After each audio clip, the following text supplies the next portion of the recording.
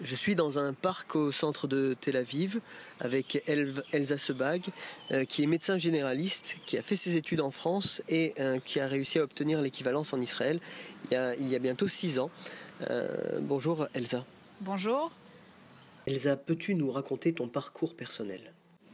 Alors déjà, moi je suis arrivée ici en 2009, donc après avoir fini mon internat en médecine générale en France. Internat qui était donc un internat de DES de médecine générale, qui existe en France depuis 2004. Donc j'ai fait traduire mes diplômes et j'ai demandé mes équivalences au Conseil de l'ordre local, qui d'abord m'a demandé 1 an d'observation, d'Istaklout, plus un examen écrit et un examen oral. Donc les peu de choses qui étaient inscrites sur le site internet du Conseil de l'ordre, c'était qu'il reconnaissait le DES français et qu'il exemptait du Shlavalev, donc de l'examen écrit. Donc là, bête et méchante, j'ai été les voir en disant c'est quand même pas normal, vous écrivez que vous exemptez de l'examen écrit quand on a un DES, j'ai un DES, vous me demandez un examen écrit. Donc là, ils m'ont dit tu as tout à fait raison. Maintenant, comme la décision a déjà été prise par la commission, il faut demander un appel, il faut faire un appel, donc il faut faire avec un avocat et par l'intermédiaire de l'avocat du Conseil de l'ordre, demander un appel. Donc c'est ce que j'ai fait. Heureusement, j'avais des amis de mon mari qui étaient avocats, qui m'ont aidé à faire des lettres comme il fallait. Et là, la réponse a été assez rapide, par courrier, comme quoi il m'annulait effectivement l'écrit. Et par contre, j'avais toujours l'oral à passer. Donc bon, je me suis faite à l'idée, j'ai continué mon année d'équivalence. C'est vrai que d'un point de vue social, culturel, même médical, c'était intéressant et important d'être dans la pratique clinique sous couvert de l'internat avec un mentor pour se faire au système israélien. Donc comme ça, j'ai pu m'acclimater au système de santé, au système social.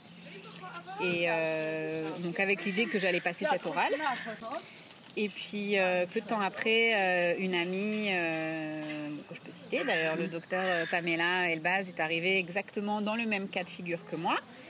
Et juste elle me dit écoute, les autres DES n'ont pas d'oral à passer. Effectivement, c'était pas indiqué sur leur site internet, mais les autres DES, que ce soit pneumologue, que ce soit autre, n'avaient pas d'examen oral à passer. Pourquoi nous demandent quand même un examen oral? Donc, sous prétexte qu'ils ne connaissaient pas ce DES de médecine générale, que c'était quelque chose de nouveau, puisqu'on arrivait, on était les premiers sortants de cet internat et qu'ils ne connaissaient pas, on est reparti dans les mêmes démarches. On a refait un appel au Conseil de l'ordre pour demander une annulation de notre examen oral. Et donc là, on a eu une vraie petite commission, c'est-à-dire qu'il y avait comme une petite cour d'appel, nous d'un côté, le Conseil de l'ordre de l'autre, et un jury qui a décidé qui devait prendre la décision de nous faire passer cet examen oral ou non. Et on a obtenu gain de cause. Donc effectivement, la Moatzah Madaït a clairement dit qu'elle ne connaissait pas ce système, qu'elle ne savait pas qu'il y avait maintenant un DES de médecine générale, quel était le syllabus exact en France de ce DES et de cet internat, quels étaient les examens qu'on avait passés là-bas. Et étant donné que c'était quelque chose de plus carré, de plus réglementé et avec des examens, ils ont décrété qu'on n'avait pas de cet examen oral à passer. Donc à partir de ce moment-là, tous les nouveaux médecins généralistes qui sont venus en Israël avec un diplôme de spécialiste en médecine générale après 2004, donc un DES de médecine générale, ils n'ont plus à passer d'examen ni écrit ni oral. Ni écrit ni oral. Ils ont 1 an d'observation en tant qu'interne au sein d'une coupatrolim, mais c'est tout. C'est 1 an où on est payé et c'est 1 an qui encore une fois, je pense, est important pour se mettre dans le système. Vous êtes payé combien à peu près ? On est payé, alors après ça dépend des coupotes, je pense, mais c'est un salaire qui est à peu près de 10 000 shekels par mois. Donc depuis 2009, tous les médecins qui arrivent avec un DES de médecine générale n'ont plus à passer l'oral, voilà. Ni l'écrit. Qu'en est-il des autres spécialités ? Alors les autres spécialités, déjà, ça dépend d'une chose. Ici, c'est le système à l'américaine. Ça veut dire qu'il y a des spécialités qui sont des surspécialités et qu'on fait après 4 ans de médecine interne. C'est-à-dire qu'un cardiologue, par exemple, qui a son diplôme de cardiologie et qui arrive ici, on va lui reconnaître sa cardiologie, on va lui dire « tu n'as pas fait 4 ans de médecine interne ». Donc il lui demande de refaire de la médecine interne. Donc ça, c'est un sacré morceau aussi. Combien d'années ? Alors ça va dépendre un peu des stages cliniques qu'il a fait, mais en moyenne c'est 2 ans de médecine interne, plus l'écrit et l'oral. Donc ça c'est un sacré morceau. Après, ça c'est le cas pour ceux qui viennent juste après l'internat. Si on arrive avec un clinica de cardiologie par exemple, et donc on a fait 2 ans en plus à l'hôpital, c'est possible qu'il soit reconnu sans avoir à passer ces examens-là. Mais je ne veux pas m'engager non plus à la place du Conseil de l'Ordre. Après, pour ce qui est des médecins généralistes, par exemple, qui ont été diplômés avant 2004, le problème étant encore en cours, l'AEGE s'occupe de ces personnes-là et de négocier auprès des autorités de santé et des coûts patronymes pour essayer de leur faciliter les équivalences. Et puis surtout leur permettre par la suite un meilleur salaire, parce que c'est un des problèmes de la médecine en Israël, c'est que quand on a une Teudat Mumre, quand on a un diplôme de spécialiste, on a un salaire qui est bien plus significatif que quand on arrive avec un diplôme de médecin généraliste. Et donc voilà, pour des personnes qui arrivent avec non seulement de l'expérience, mais en plus une famille à nourrir, le salaire de médecin généraliste est souvent pas suffisant. Alors de combien pour ceux qui ont envie d'émigrer? Honnêtement, je ne veux pas dire de bêtises. Honnêtement, je ne sais pas, mais je ne veux pas vous dire de bêtises. Je pense pas pouvoir répondre à cette question.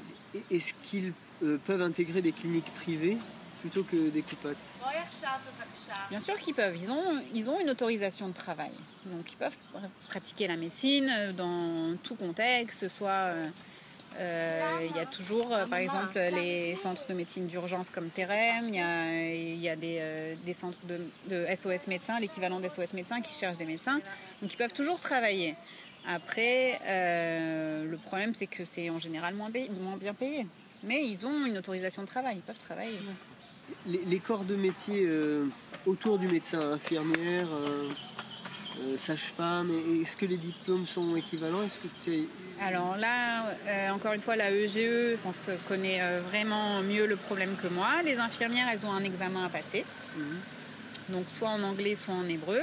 À partir du moment où elles ont passé cet examen pour lequel il y a des cours spécialisés, il y a une prise en charge, il n'y a aucun problème, elles peuvent travailler sans problème. Donc il faut préciser qu'il y a des professions de santé pour lesquelles le problème des équivalences n'est toujours pas résolu. Donc là aussi, des associations travaillent sur le sujet, à savoir les orthophonistes, les podologues, pour lesquels soit le métier n'existe pas ici, les podologues qui font des semelles n'ont vraiment pas d'équivalent ici. Et les orthophonistes, leurs compétences n'étant pas exactement les mêmes en Israël et en France, le problème des équivalences est toujours présent. Après, il y en a certainement d'autres. Et sur ce sujet, Alain Zetoun de la EGE pourra plus vous répondre que moi. Et pour les autres pays francophones, comment ça se passe? Alors, dans la forme, pour la Belgique par exemple ou la Suisse, le modèle des études médicales est plus basé sur le modèle américain, c'est-à-dire études de médecine, thèse et après on commence son internat. Donc dans la forme, il y a moins de problèmes à ce niveau-là. Par contre, ils ont un examen à passer au début de leur exercice, à leur arrivée. Ça, c'est le ministère de la Santé qui a décidé ça. Et donc voilà, c'est un examen général, comme d'ailleurs, à part l'Angleterre et les États-Unis, les autres pays, les autres médecins venant en Israël ont à passer. Toi, tu es à l'initiative de la création d'un réseau de médecins français. Est-ce que tu peux nous en parler? Tout à fait. Donc, sur Tel Aviv, on a créé un réseau de praticiens et de professionnels de santé francophones dans un but déjà de travailler à la française, c'est-à-dire d'adresser à des praticiens et qu'on connaît, d'avoir une prise en charge multidisciplinaire, d'avoir une continuité des soins pour un patient dans tous les domaines, qu'ils soient médicaux ou paramédicaux, et de donner le sentiment aux patients qui sont vraiment pris en charge comme il faut. C'est un des défauts du système de santé israélien, public surtout, où tout se fait dans des cliniques où les consultations sont très courtes, où on ne connaît pas son cardiologue, où on arrive au hasard chez un neurologue, chez tel spécialiste, et où du coup le patient ne se sent pas pris en charge comme il faut. Donc on essaye de développer ça, on l'a déjà bien mis en place avec beaucoup de succès et voilà. Tout devrait bien se passer. Voilà. Et actuellement, toi, tu es médecin à la Coupat Trolim, Clalit. Et quelle est ta spécialité? Médecin de famille. Médecin de famille. Et tu es situé où? Alors, je suis à la Clalit à Dov Oz, donc dans le centre de Tel Aviv, dans la Coupat Trolim, et je fais du privé et de l'acupuncture à Tel Aviv aussi, Rehov Yirmiyahu. C'est noté. Je te remercie beaucoup. Merci à toi. À très bientôt.